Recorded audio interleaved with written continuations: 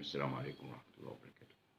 قانون الإيجار القديم والمحكمة الدستورية العليا حكم المحكمة الدستورية، وبدأ مجلس النواب رسميا بتكليف من رئيس مجلس النواب بنظر هذا القانون وتشكيل اللجان للبدء في إعداد مشروع ابتدائي عن هذا القانون ودراسته من الجهات وشكل جهات مختلفة لدراسة ونظر هذا القانون.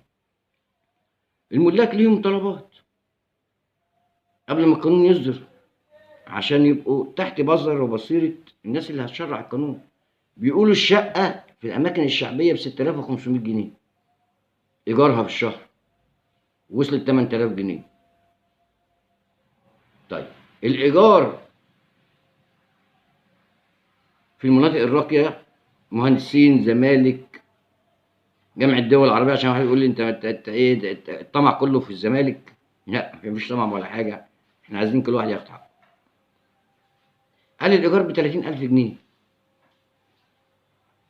فالملاك بيطلبوا إن مجلس النواب يدرس القيمة الإيجارية السوقية حاليا قبل ما يقرر ويفرض ازاي الزيادات او هيتم الزيادات ازاي، والسعر السوقي ولا مش السعر لازم.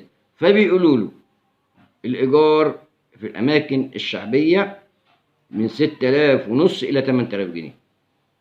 أنا هو اللي قال لي هنا ده تعليق واحد بيقول عليه، بيقول 6500. لا، أنا سمعت إن هي ب 6500 من 5 لغاية 8. ده إيجار الأماكن الشعبية العادية جدا اللي إحنا منها. الأماكن الراقية كلاسيك ديت يعني من تقفيل 30000 الإيجار، وفي ناس بتسكن اللي هم زي ما حددنا المهندسين، جامعة الدول العربية، الزمالك. تصوروا يا جماعة الإيجار 30000 جنيه، وفي ناس ساكنة ب 10000 أو 10 جنيه في الشهر. الشهر ب 30، ده 30000 جنيه غير إيه؟ غير البواب، غير الخدامة أو الشغالة، مش عايز الشغالة، غير الأسانسير، غير البواب، غير الغاز، غير النور، غير غير غير غير غير غير. كل واحد من دول بياخد حقه، إلا المالك ما خدش حقه، بياخد 10 جنيه في الشهر أو 15 جنيه أو 20 جنيه أو أقل كمان. في 3 جنيه و4 جنيه والله. ناس بتقول لي، يعني ناس بتتكلم وتعلق لي، كله غلي ما عدا الإيجار ده. فهم الملاك بكل أدب واحترام بيقول لمجلس النواب: يا مجلس وأنت بتنظر القانون اعرف الأسعار السوقية للإيجارات. أنت عارف، أنت من الشعب، أنت ساكن في اللي منكم في حتة شعبية وفي اللي في حتة راقية.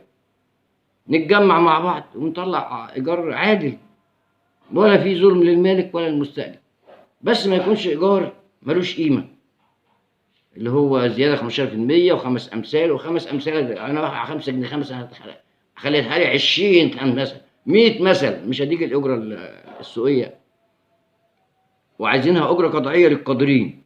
أنت تدفع، ادي يا عم الغير قادرين، اديهم وقت واديهم مهلة واديهم تدريج. إنما القادر، وإحنا قلنا فيه أجهزة إلكترونية، بيانات دلوقتي عند الحكومة تقدر تعرف بيها مين القادر وغير القادر.